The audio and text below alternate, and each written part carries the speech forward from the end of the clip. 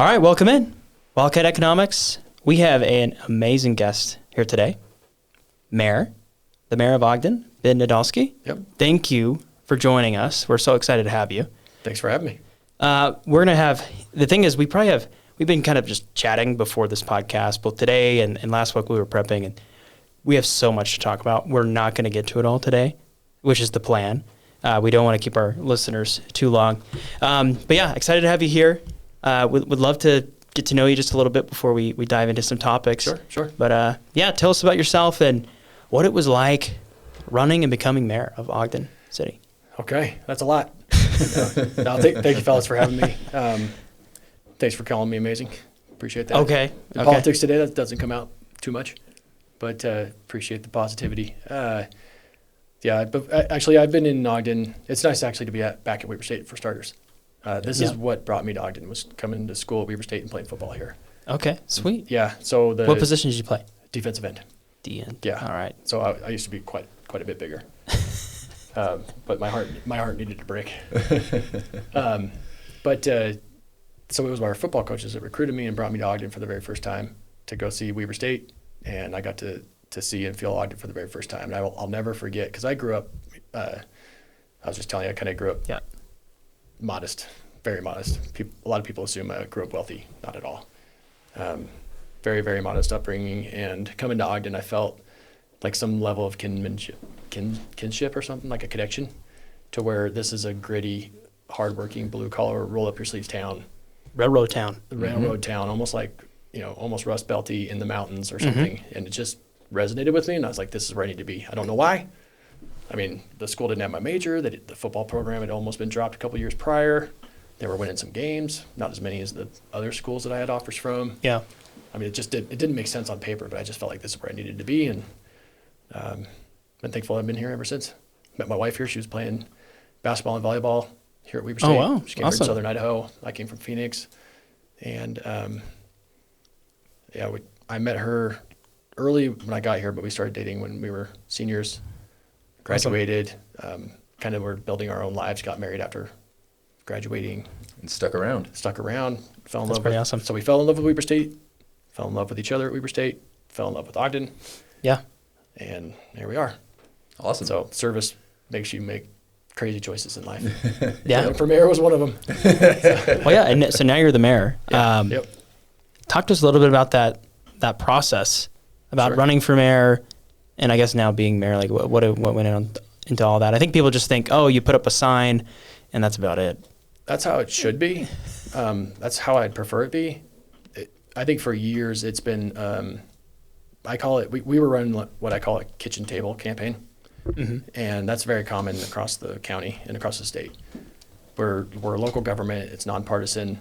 It's really, it's a town council and a mayor. Yeah. It's not, this isn't Washington, D.C., and it's intended not to be. That's why it's nonpartisan. So I was pretty surprised and disappointed with some of the realities that we were facing during my election cycle. We're seeing more of it in the just recent past election cycle across cities, not just in Ogden. But things are becoming more and more partisan and more divisive. I was really surprised when our bank account was hacked. My personal bank account was hacked. Our home security network was tampered and breached. When I had people following me and taking photos and listening to our conversations in public. Strange people nearby with recording devices, and my wife asking, do you know somebody that drives this kind of car? And I got phone calls from people warning me. They were,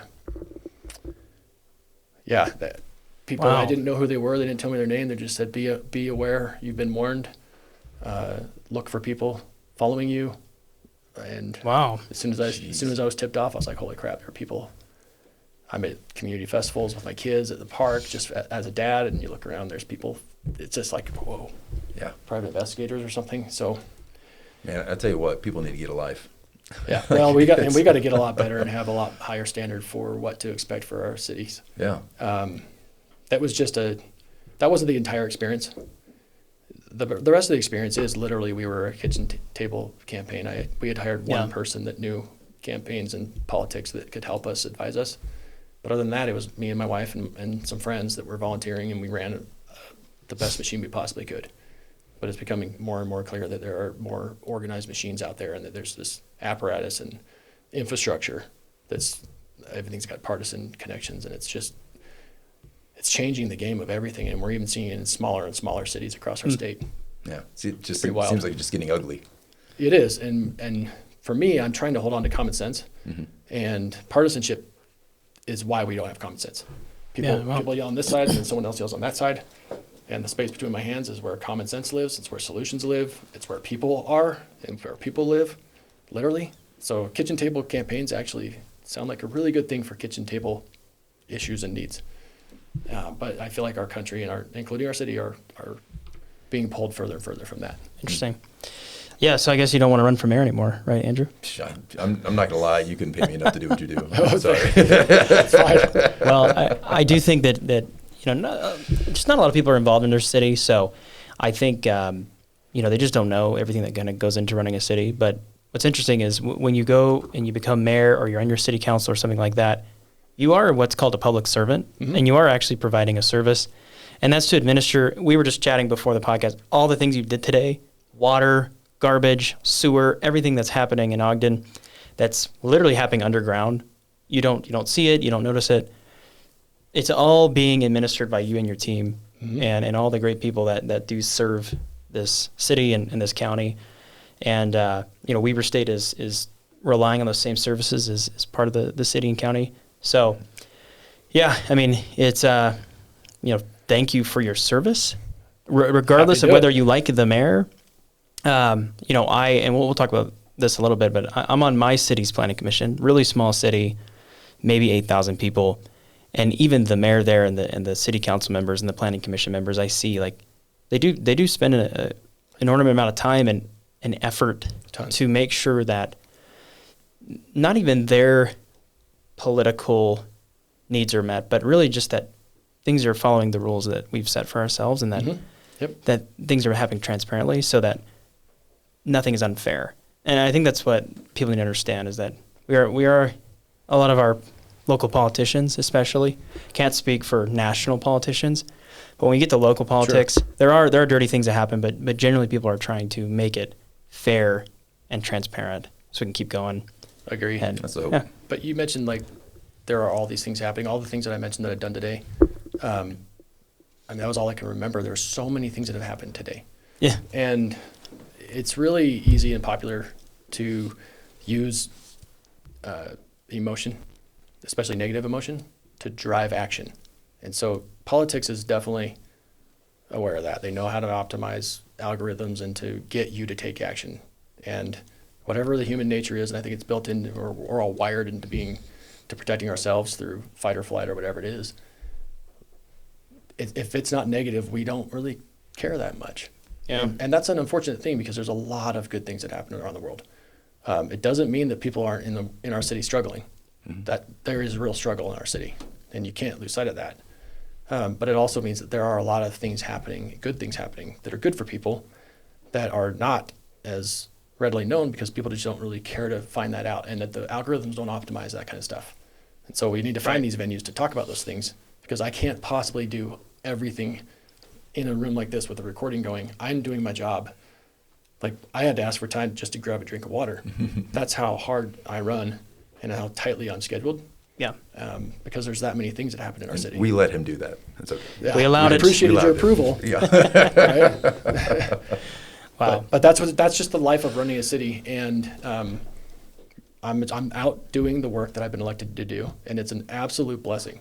I have never ever been more miserable, had more pressure or more stress. I've never slept less, nor have I ever been more happy or more fulfilled in my work.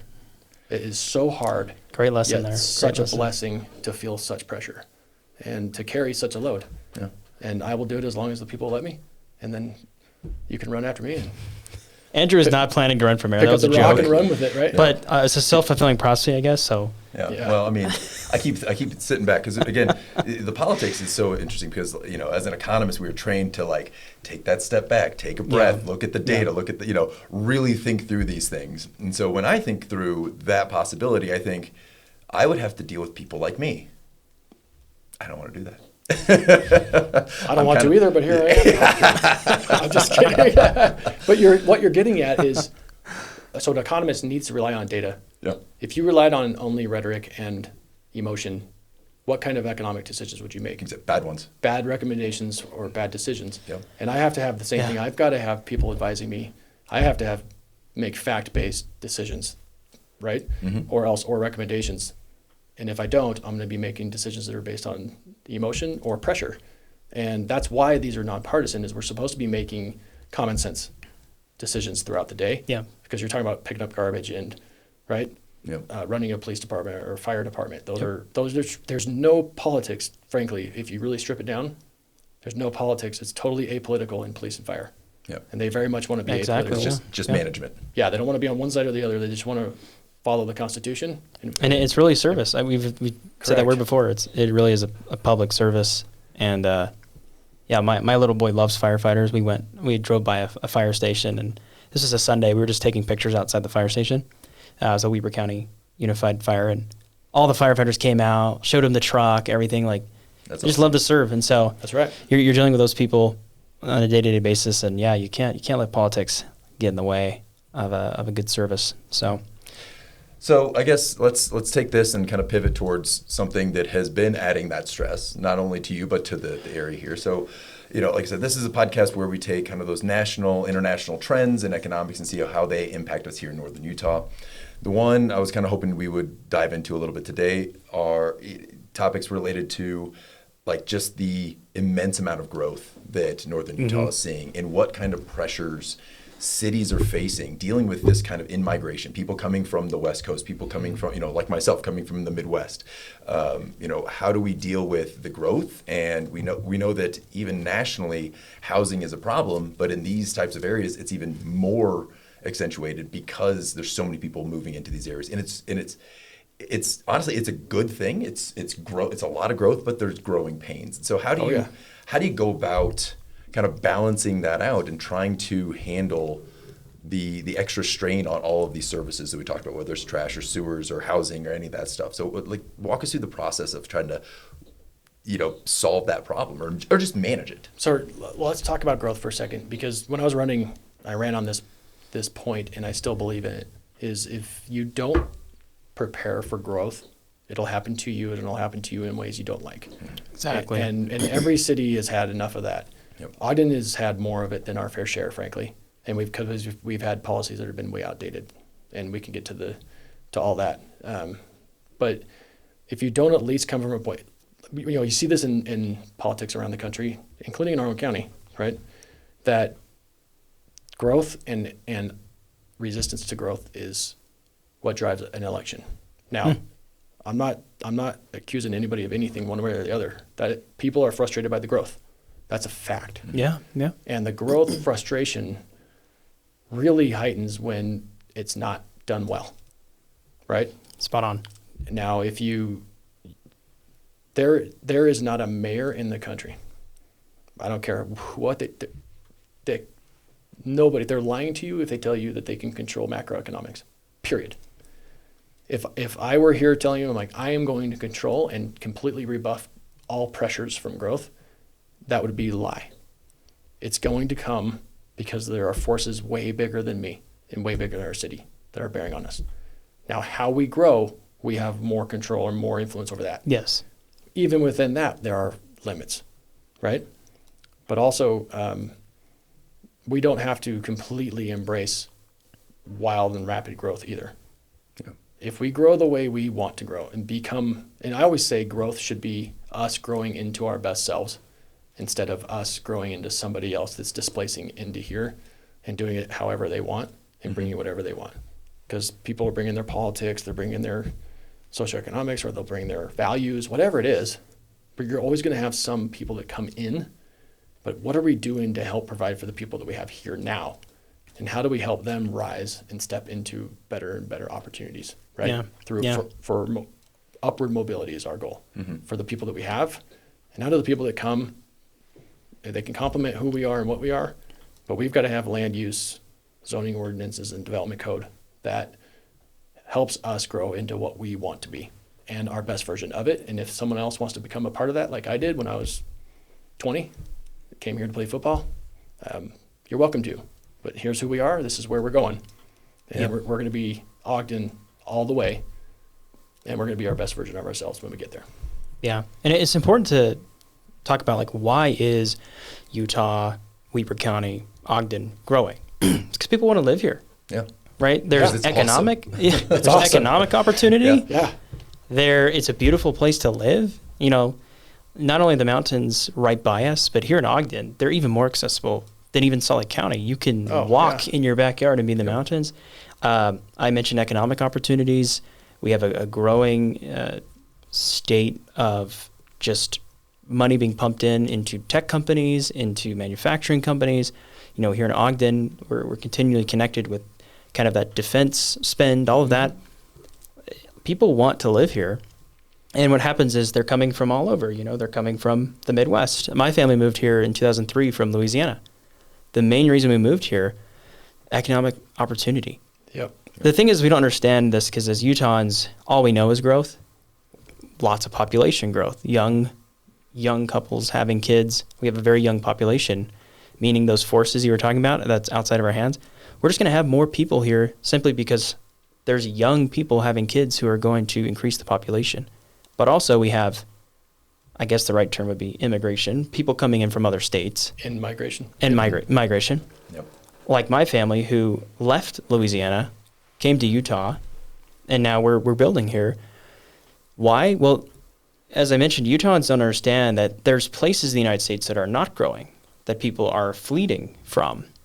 And they're not leaving the United States, but they're coming to new places. And this is one of those new places. People all over are coming to Utah.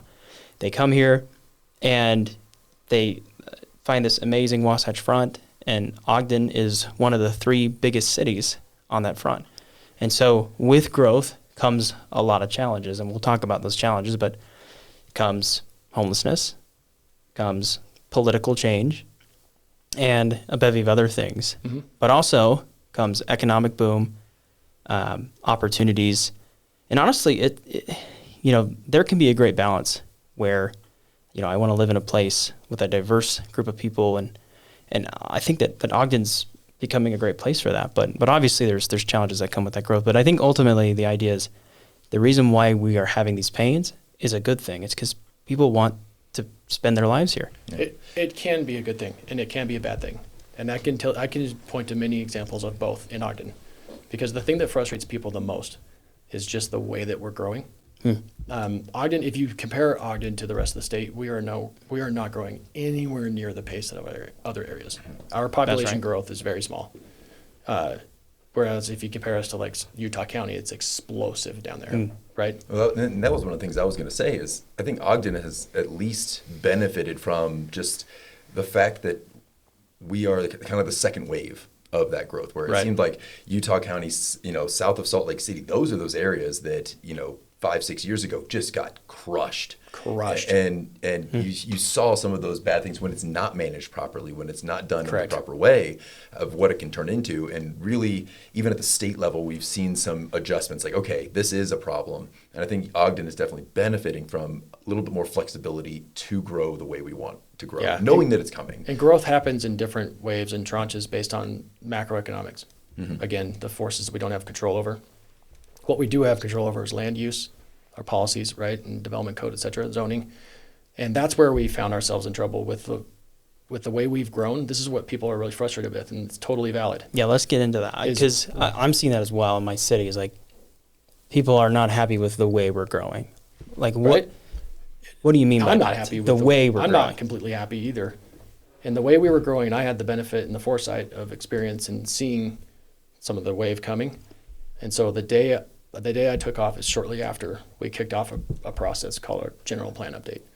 A general plan is like your city's plan for how you're going to develop and to handle all this growth. It's like the biggest overarching. It's huge. It's like a 20-year document. And ours was like way outdated. Yeah, when was it last updated? I don't even remember the date, but we were a decade or two out of date even. Yes. And I can tell you just the difference. I've been here for 11 years, and the difference between when we moved here and now is substantial. Yeah. Right? So we were working under a very old set of policies, and still are today, actually. All of that is being updated, and it has taken the better part of 2 years to get there. We're almost there. We'll be early in 2026 when we pass everything. Nice. And we'll probably still have tweaks to go because there's just so much all at once. It's like an enormous recodification. And those things take time. Well, you know what doesn't take time? Economics to shift and to change and for pressures to change. So when there's these big economic shifts nationally, especially around supply, right, and cost of labor and cost of materials. I mean, when the pandemic hit, things were being held offshore. But there was still driving demand. Interest rates were still low. People had access to capital. They had capital to spend from the equity that they had in prior properties, et cetera. There was still all of this fuel, but there wasn't a lot of supply. And what ended up happening is you saw prices and inflation. Anytime there's high inflation, there's a lot of pain associated with inflation. And that's where we have to be mindful at the kitchen table because people are struggling to pay for basic things, right? Especially in a city like ours where our socioeconomic isn't as high as it is in Utah County. We've got real people. The thing that people are drawn to here is not the fact that, you know, everything's hunky-dory perfect like it is down there, or supposedly. They love the reality of our lives there. They love how normal we are. We're normal, rooted, grounded people that have been through struggle, have risen through it, worked our way through it, and that creates just down-to-earth people. That's the real world, and that's Ogden. Ogden's a real-world city with real-world struggles and real-world people that are doing work every day to figure it out. And so that's the mentality that we have and that we benefit from. But what we don't have are all of the documents and the policies we need in order to grow right. So what ended up happening is with all of those macroeconomic pressures, every city across the country got caught flat-footed because it's never happened before. But all of a sudden, property values were so high and materials were so high, labor was so high, yet there was all this capital. Developers wanted to invest in communities across the country, and the only way to make that pencil is to have some type of subsidy. Those subsidies came from federal policies around building apartments. It's called LIHTC. It's a low-income housing tax credit. When you have a pro forma that's based on this is how much it's going to cost to build, and this is how much revenue we can get, if private capital is not seeing more revenue than cost, they're not going to build it. And when that pro forma didn't perform without those subsidies, when those subsidies became so widely available through the federal government under the prior administration, that meant that was primarily the only thing being built in cities across the country. We were no different. So if you drive around the Wasatch Front, you're seeing tons of high-density apartments, and there's lots of pushback against that for good reason. And then for a city like ours that had all those outdated land use policies, the cheapest place to build is going to be in outlying areas, not in areas of high density where they most appropriately should have been, like in a downtown setting. That's appropriate to have density in your downtown. It's not appropriate to have next to a skate shop on both sides on 12th Street. That doesn't make any sense, right? And people certainly don't want it in their neighborhoods. But we should be able to have some type of planning for the future around nodes of transportation and in our downtown core. But we should also have protecting our neighborhoods and the quality of life and the standard of living that we have in our neighborhoods so that people could have single-family homes and all of the things that come with that. And so that's where we're struggling and have been struggling. So when I started as the mayor, I kicked off that process, I mean, a month or two in. It's an enormous lift. But I also inherited 3,200 apartment units that were pre-approved before I got here. And some of those are still being built out. And there will be more to come, unfortunately. But I can't stop them legally. So I have to see those through while also preparing myself now 2 years into the office to have all of my own policies that I know reflect what the people want and need. But that's the disconnect between the reality of putting in the policies and the work. Because it requires so much energy and effort to get public input as well, or else then we're accused of not being transparent. We've done hundreds and hundreds and hundreds of hours of outreach into this plan. And so that's where I finally find myself, and there's a whole theme for my team around a fresh start in 2026, because this is going to be the start of my administration is what it feels like. I think that's important to, sorry to interrupt you, but I just wanted to say that when you mentioned that phrase, like, I can't stop it, I think a lot of people say the mayor is to blame for these developments that I don't like. 100%. And essentially, if you think about in America, this is how it works. Somebody owns land. How they got that land is disputed. There's pioneers that came over here in the 1800s, and that land got passed down and down and down. All we know is, according to our laws, there are landowners. And those landowners have the right to sell their land. You can't step in and say, hey, you can't sell your land. Because if you really want to stop developments, and this is especially for the more rural towns in like western Weber County where I live, which are unique because, we're not seeing the massive growth maybe in Ogden, but we are seeing skyrocketing growth in those towns. West Haven's the fastest growing city in Utah. Yeah. Right. You're getting way more growth than we are, actually. Just in different ways. Yeah. So high growth, but what's happening there is, look, if you really want to stop something, you have to force a landowner not to sell their land, because they're selling their land to a developer, and then that developer's coming in and saying, look, I'm following the rules you have here. I'd like to develop this. Now, there's some things, where things can get messed up is in the whole development agreement, which can override those city plans, but which are voluntary on the developer's part to participate in a development agreement. That's true. We can get into that, but essentially the idea is, look, you can't, because we live in a free country where land and private property is an important part of our economy. The consequences of that is that you can't really tell people what to do with their land. I mean, there's obviously laws, you can't do anything you want, but some of these things you're talking about are out of your power because of the Constitution of the United States of America. Which is an important thing. Yeah. Constitution is a valid thing and an important thing. So is the law. Absolutely. Yeah. And I'm not here to go to prison, nor am I here to break the law or be a crook. And so, I can't control those things. What we are allowed to control, though, and the state gives us authority at the local level, is land use, right? And as a planning commissioner, you'll appreciate what that means.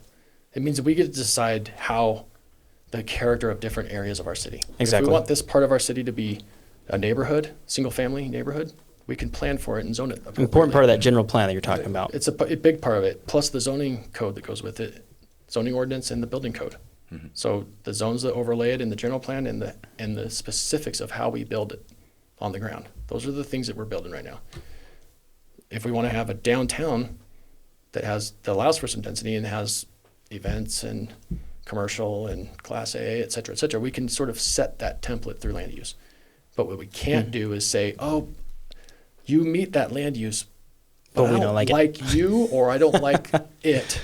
Yeah. If it's in our land use, it is the law, and we cannot say no. That would be discriminatory. Yeah. And we're not allowed to discriminate, nor should we be allowed to. And so that's sort of how I inherited the 3,200 units of apartments. And what I also put into place after we kicked off our land use or our general plan process was an ordinance. In this process, it's called a pending ordinance. You could put a notice of pending ordinance that we're going to start working on an ordinance. And that puts a time clock, I think it was like up to 6 months before we actually propose and pass or don't pass an ordinance related to it. And we needed to get control of our apartments. And they were being built out in areas that were really better intended for commercial uses. And that's because the original general plan, or at least a development agreement, allowed for those apartments to be built. Because the general plan that we're still currently under, and because it didn't have the ordinance that I put into place. Okay. So I said, we're going to hold those lands for future commercial space instead. And that's his areas like the skate shop that's surrounded by 2 giant apartments on 12th. Those were apartments that I inherited. Gotcha. Yeah. I couldn't stop. But those are the areas that are much better aligned with commercial uses, not residential. And so we put it in a notice of pending ordinance. Got to work on an ordinance that we thought would be a better fit based on the feedback we were getting along the way from the general plan. So now we're not just waiting 2 years to make any change. We're like taking the input we're getting and saying, okay, this is pretty clear, the sentiments of the public. They don't want to be built out like that. Yeah. This will be the general plan going forward. So let's put in an ordinance now to help. Now. Yeah, to help bridge that gap. And so I don't know if this is the right terminology, but we basically stopped unknown numbers of apartments already that were in the act of proliferating. We left a provision out there because there's an exception for senior housing. We are, if you think we're in a housing crisis, we're in like way worse housing crisis in Ogden for seniors. Goodness. And so we do have that allowance, and that's something that's probably going to remain moving forward because that's important, Yep. right? So those are the things that we're doing that people maybe don't necessarily understand the mechanics of, and that's okay. That's what we're here to do, is the mechanics, Right. to make the people's will and wishes come to fruition. Yeah. And I feel like I'm 2 years in now, and I've had to own a lot of the past and move it to completion because it's required. And Right. that's my responsibility. There's also contracts and all that stuff out there. I can't undo that. Mm-hmm. If I did, the city would be underwater in litigation, Yeah. Yeah. and then they'd still be building it all out anyway. So we're looking at 2026 starting. The last 2 years are kind of this finally getting past just kind of managing the things that were there when you got here, Right. and starting into the new, Mayor Nadolski way, right? which I call the Ogden way. There you go. Yeah. And so, and we've also been teeing ourselves up. So it's not like I haven't done anything of our own. Mm-hmm. We've been Yeah. preparing and teeing a lot of things up that in 2026 will become more of a theme of my administration, and that's exciting. So what are I guess if you had to sum up, what are kind of the key differences? What would you say? What can we expect? Since we're on economic development, Sure. I'll just focus there. People want to be heard. They want their needs to be addressed by their local government, and that's why I'm here. And the thing that I hear the most is that they want to have high quality neighborhoods. They want to have access to opportunity to own, not just rent. They need help with affording it. They want high quality parks and amenities in those parks, so that their neighborhoods and community can have access to outdoor recreation as well as our mountains and our trails, right? They want higher quality infrastructure to connect and to have access to clean water, et cetera. And they want the best, no exceptions, the best public safety the money can buy. So moving forward, really the big difference for me is that I think that in too many cases we have maybe too much government involvement. And we have a ton of partners in this city, especially in our nonprofit community. They're doing a lot of really good things. And the Ogden Way was built in a way that it's a framework for all of us to participate in helping to build and to lift Ogden. And Ogden City doesn't have to do all of it. We've got to stop having control over everything and start inviting others in. Yeah. Right? And Inviting the private sector. Do private what they sector do best. and the nonprofit and other governmental partners, including the school district, et cetera. We all have to be on the same page and going in the same direction. And so the Ogden Way is built to have 7 different pillars for human success. If we focus on each of these pillars, we will create an environment where people can have access to opportunity and to help lift economically and have upward mobility and success and to thrive in life. But me as a mayor, I can't control all of those factors. I don't have a ton to do with education, thankfully. but our educators don't have a lot to do with how things go for kids and families after they leave school either. Yeah. And so it's very important that me and our superintendent, who thankfully also played football here with me, Luke Rasmussen, he and I are tight, we can start to move the city all in the same direction for kids and families while they're in the classroom and while they're in our neighborhoods and out in our community. Yeah, Sounds I think that's a good approach, because I think it's the Dunning-Kruger effect, where you're in a position of power. Maybe you're the mayor or you're the president, and so because of that, you think that you're an expert in all things, and it's like, well, no, I want to partner with the experts and let them That's right. do their thing, Absolutely. rather than, well, because I have risen to this level of authority, that means I must know best. And unfortunately, that's not the way it's got to run. That's the disconnect that people talk about from politicians. It's true. Yeah. But that can't be my reality. So it sounds like kind of the Ogden Way is more kind of moving away from the micromanaging, I need to sign off on every little thing that happens, and more of here's some guardrails. We have a vision of the direction we want to go. We're going to put some guardrails in, and then within those guardrails, just go. Yeah, Do what works best for you, kind of thing. The Ogden Way is my way of saying this is my vision for the city, my vision being reflective of our vision of the people that put me here, right? After having listened to people in the campaign trail, having gotten all this input, here's the vision. But how do we get there? Recognize it as the mayor, especially in our form of government. So where you live in Far West, Yeah, you have a different form of government. So your mayor is not a full-time CEO of your city. that's right. I am. And we're one of the few cities, that's the big cities in Utah, that have that form. And so it's my job to set direction and have vision and to lead and to bring on partners and resourcing and to hire the right people, et cetera, to get us there. So I can't just say, here's the vision. I have to have a roadmap and a pathway to get there. So if you break it down even more fundamental, if you go back to my State of the City address, or not my State of the City, but my inauguration speech, that's where I really started to unveil the Ogden Way. It was started with our values internally. As the CEO of our city, I am the leader of all 700 full-time employees plus part-time on behalf of 90,000 people, almost 90,000. And so I have to be able to lead in both ways. And it starts with the values internally around service, which you started with, collaboration, innovation, integrity, and having a mindset of growth. Not growth necessarily that we're going to blow up and grow as a city, but having a mindset that we can always be better and do better so that we can innovate and drive, but we won't be able to do any of those things if we don't have a collaborative spirit or a mindset for service, right?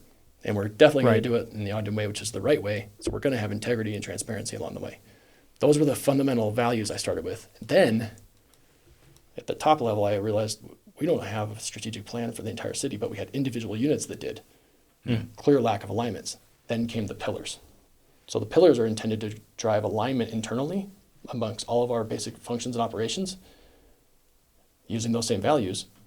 But it was started with a vision and mission. It's a mission internally.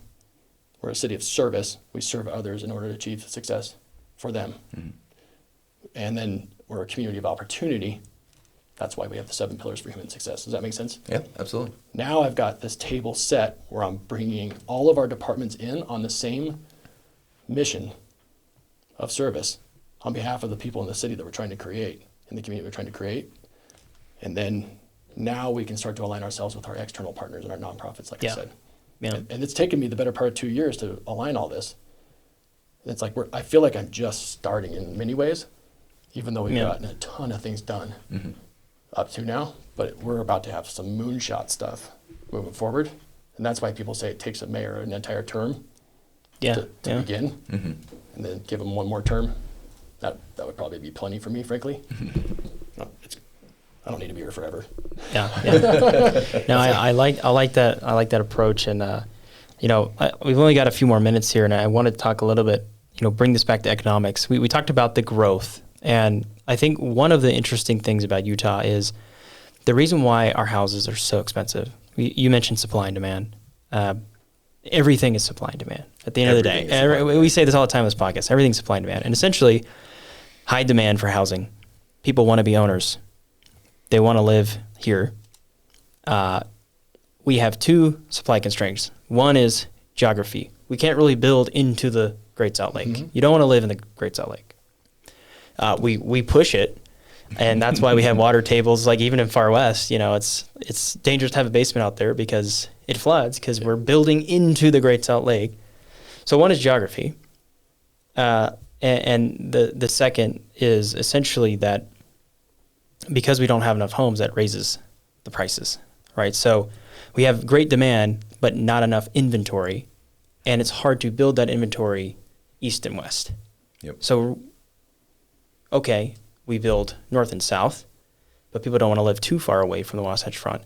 So now we go into this third dimension. We build up high-density housing, right? Like that's kind of, if you want to lower the price of a home to own, and we can't go east or west, north and south maybe doesn't make sense right now. There's things the UTA is working on to connect the valley better.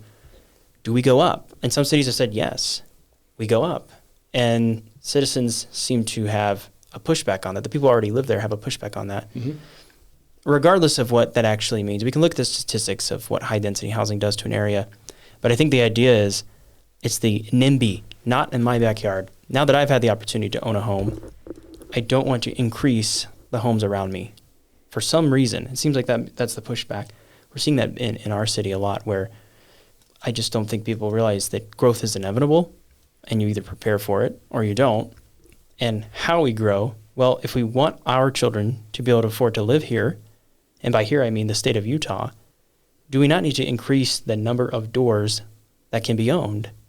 And given our constraints, do we build up? Just some comments from you on how do you manage that significant pushback from high density housing. And I know it's a little different in Ogden because Ogden is a dense area. Yep. And I like that idea that you talked about how we should have proposed dense areas. UTA talked about the city centers, the idea that you Right. have a city center, it's okay to have density there. There's more police presence, everything. And then you leave the suburbs. But how do we deal with that? Guys, if we want to create affordability in home ownership, we've got to increase the supply given the constraints we have, north and south, east and west. Okay, so the supply side economics of what you just described are way bigger than Ogden. In fact, I got to at least look at it from a county perspective, at least. I mean, this is a national thing. It's clearly a national thing, Yeah. but those really micro dynamics are bigger than Ogden too. Because Absolutely. we have a lot of people that work in Ogden but don't live in Ogden, and we have a lot of people that live in Ogden and don't work in Ogden. Yeah, and they use Ogden's There's a lot of services and they don't live there. I'm That's someone, I correct. go to the river trail every day There you go. and I don't live in Ogden. It cost us a fortune to provide, and I'm glad we did. And I love it. It's one of my favorite parts of living here But in in Weber my County. prior career, Ogden City, and other partners, invested $6 million to turn that from a Yeah. junkyard into a blue ribbon fishery and a trail. that makes people, my day. It's yeah, it's phenomenal. It's phenomenal. I We're going mean, to keep making those kinds of investments. But the point is, I need other cities to help with this issue too.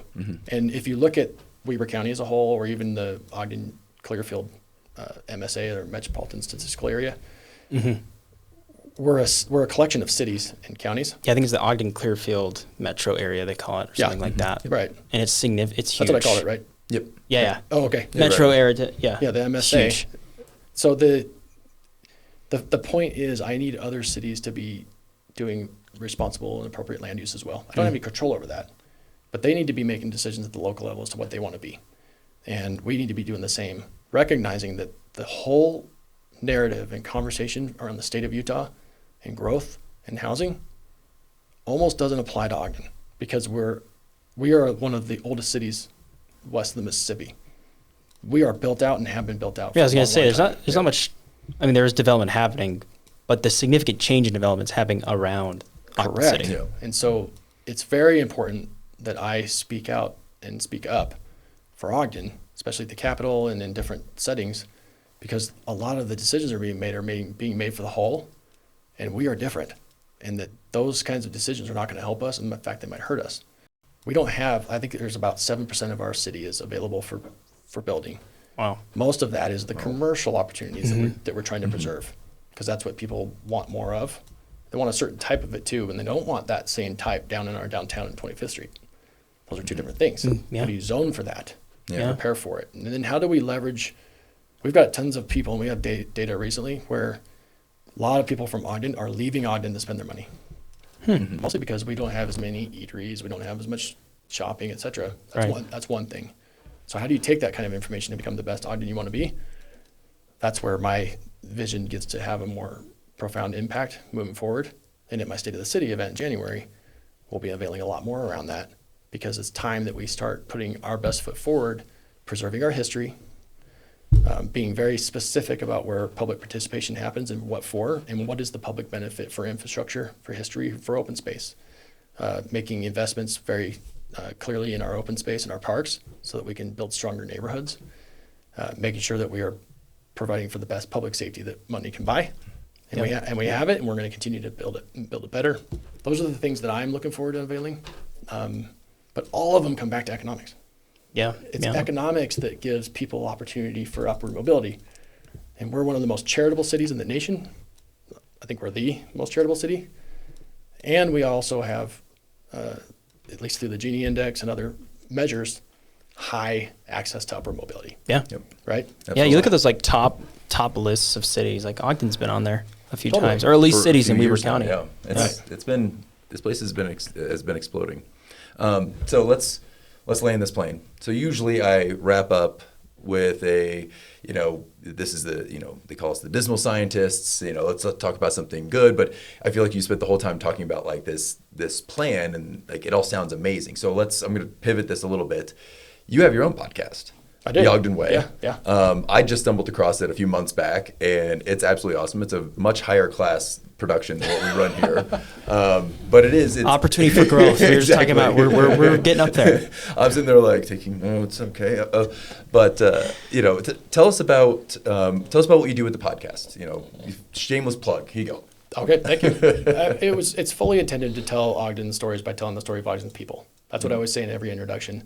And really what it is it's a longer sit down like we've had today to talk a little bit more in depth than what talking points are going to allow, or what headlines, or what narrative that someone's trying to drive in between us, right?